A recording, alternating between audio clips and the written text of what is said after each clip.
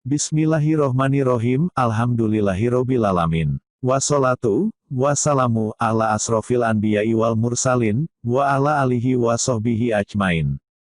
Oke Sobat Fanggeran, balik lagi di channel Kentang ini.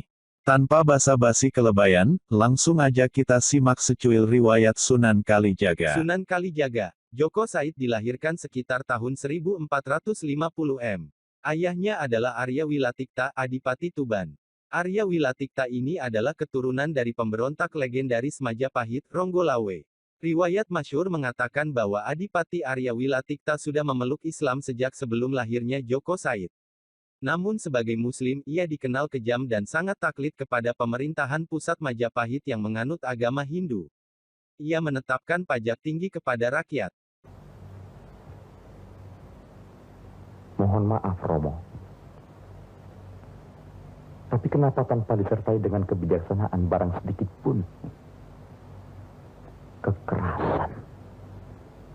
Ya, kekerasan. Maaf, Romo.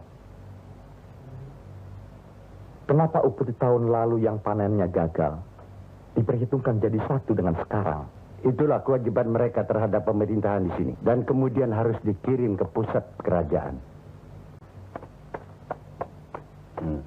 Mengapa hal ini kamu adukan kepada Ndoro Adipati? Djoko Said muda yang tidak setuju pada segala kebijakan ayahnya sebagai adipati sering membangkang pada kebijakan-kebijakan ayahnya. Pembangkangan Djoko Said kepada ayahnya mencapai puncaknya saat ia membongkar lumbung kadipaten dan membagi-bagikan padi dari dalam lumbung kepada rakyat Tuban yang saat itu dalam keadaan kelaparan akibat kemarau panjang. Karena tindakannya itu, ayahnya kemudian menggelar sidang untuk mengadili Djoko Said dan menanyakan alasan perbuatannya.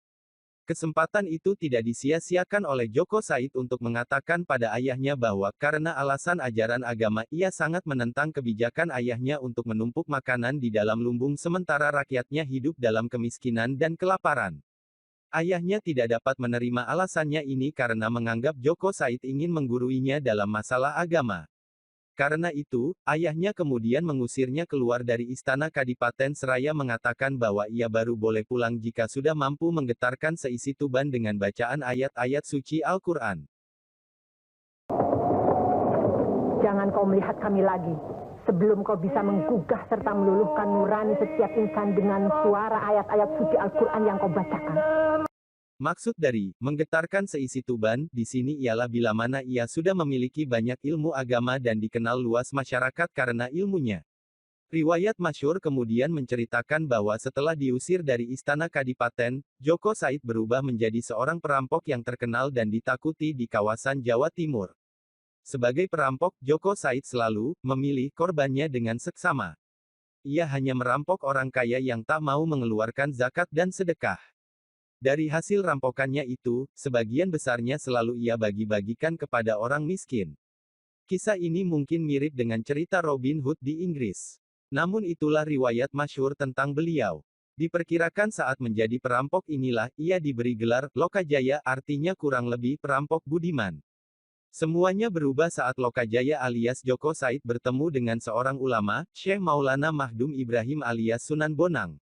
Sunan Bonang inilah yang kemudian menyadarkannya bahwa perbuatan baik tak dapat diawali dengan perbuatan buruk, sesuatu yang hak tak dapat dicampur adukan dengan sesuatu yang batil sehingga Djoko Said alias Lokajaya bertobat dan berhenti menjadi perampok.